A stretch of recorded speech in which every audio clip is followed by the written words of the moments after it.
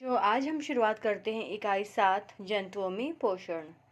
तो सबसे पहले देखते हैं यहाँ भोजन अंतर्ग्रहण की विधियाँ बताई गई हैं।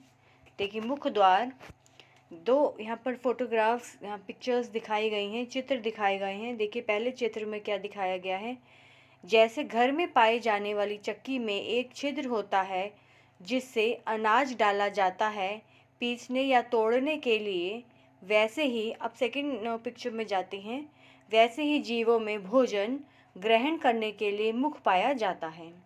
प्रश्न 1, चित्र को देखकर स्तंभ क व ख को मिलान कीजिए। तो नीचे स्तंभ क व ख को मिलान करना है। यहाँ पे जो पिक्चर्स दी गई हैं उनको देख के, ये देखिए यहाँ पे पहले बताया गया रोटी, रोटी में क्या है, कार्बोहाइड्रेट्स होते हैं। चावल, चावल में भी कार्बोहाइड्रेट्स पाए जाते हैं। दाल में प्रोटीन होता है। सब्जियों में विटामिन्स, फल विटामिन्स, घी, वसा। तो हमें यहाँ पे मैच करना है। देखिए रोटी तथा चावल, इन दोनों में है कार्बोहाइड्रेट, दाल प्रोटीन, फल तथा सब्जियाँ विटामिन्स, घी, वसा। तो ऊपर को देखकर हमें इनको मैच करना है। नेक्स्ट पेज पर आते हैं। प्रश्न 2, रिक्त स्थानों की पूर्ति कीजिए।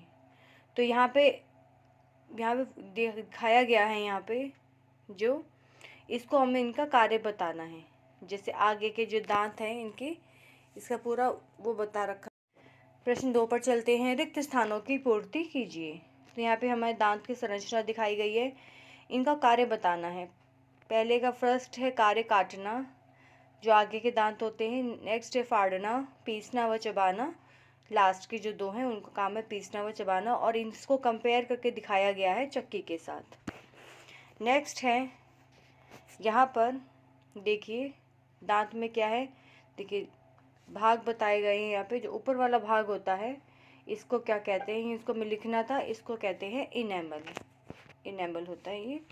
नेक्स्ट चलते हैं। प्रश्न 3, अनुच्छेद को ध्यान से पढ़कर खाली स्थान भरिए। मानव सहित अन्य विकसित जंतुओं में भोजन का अंतर्ग्रहण मुख द्वार द्वारा होता है। मुख द्वारा होता है।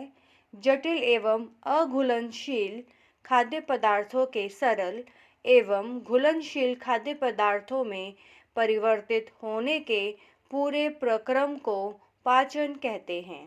छोटी आंत की दीवारों पर पाए जाने वाले अंगुलीनुमा विलाई द्वारा पचे हुए भोजन के पोषक पदार्थ को अवशोषित किया जाना अवशोषण कहलाता है। अवशोषण के बाद पचे हुए भोजन का उपयोग कोशिकाओं द्वारा शरीर की वृद्धि एवं अन्य जैविक क्रियाओं के संचालन हेतु किया जाना स्वांगीकरण कहलाता है। बचा हुआ अपशिष्ट भोजन अर्धठोस के रूप में गुदा द्वारा बाहर निकाला जाना बहिर्क्षेपण कहलाता है। नेक्स्ट देख, आहार नाल के विभिन्न भागों को चित्र के साथ सुमेलित कीजिए। तो यहाँ पे आहार नाल के हमें विभिन्न भाग बताए हैं, उनको इसके हमें चित्र के साथ सुमेलित करना है। तो आइए देखते हैं। यहाँ हम चलते हैं। सबसे पहले यहाँ से आता है भोजन का अंतर्ग्रहण। इसमें 3 कैटेगरी पर भोजन आएगा, मुख में जाएगा और मुख द्वार में कि होता हुआ वो आहार नाल में पहुंच जाएगा। तो सबसे पहले हमारा हुआ भोजन का अंतर्ग्रहण, हमने भोजन खाया। भोजन खाने के बाद भोजन हमारा इस आहार नाल से होता हुआ कहाँ पर जाएगा, उसके बाद नेक्स्ट है पाचन। पाचन का काम करता है जो आमाशय है, ये आमाशय है, ये वाला आमाशय, ये आमाशय है। ये आमाशय जो होता है वो पाचन का काम करता है, पाचन की क्रिया को संपूर्ण करता है। उसके बाद जो भोजन है वहाँ से कहाँ जाएगा, इन दोनों के बीच छोटी आंत में जाएगा। इन दोनों के बीच मुख्य द्वार और छोटी आंत का जो प्रथम भाग है उसके बीच में क्या हो जाता है, पाचन हो जाता है।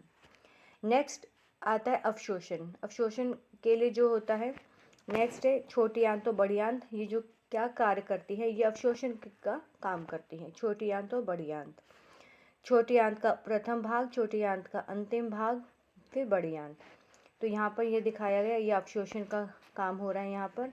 उसके बाद यहाँ पर जो काम हो गया, उसके बाद जो वेस्ट मटेरियल होगा वो यहाँ से होता हुआ यहाँ पे एक्सक्रीट हो जाएगा, आउट हो जाएगा।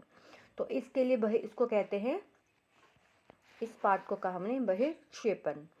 इसके लिए जो यहाँ से यहाँ तक क्रिया, जो बड़ी आंत के बाद जो आएगा वेस्ट मटेरियल पहले आएगा, वो कहाँ जाएगा, गुदा में।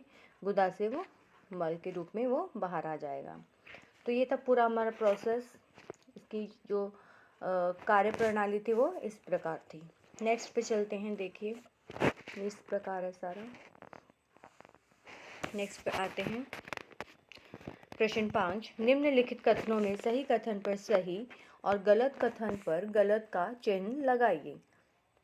रुमेन में भोजन का आंशिक पाचन होता है, सही। चबाने का प्रक्रम रोमंथन कहलाता है, सही। घास खाने वाले जंतुओं में सेलुलोज का पाचन आसानी से हो जाता है, गलत। सीकम छोटी आंत और बड़ी आंत के बीच में पाई जाती है, सही। अंधनाल मनुष्य में पाई जाती है, गलत। प्रश्न 6 पर आते हैं। दिए गए चित्र में प्रदर्शित भाग का नाम लिखिए। तो ये चित्र किसका है? ये है सूक्ष्म जीव का चित्र है, जिसको अमीबा कहते हैं, और जो नाम बताना है उसको कहते हैं पादाब। तो इसी के साथ हमारी ये इकाई ही समाप्त होती है। मिलती है एक नई इकाई के साथ। धन्यवाद।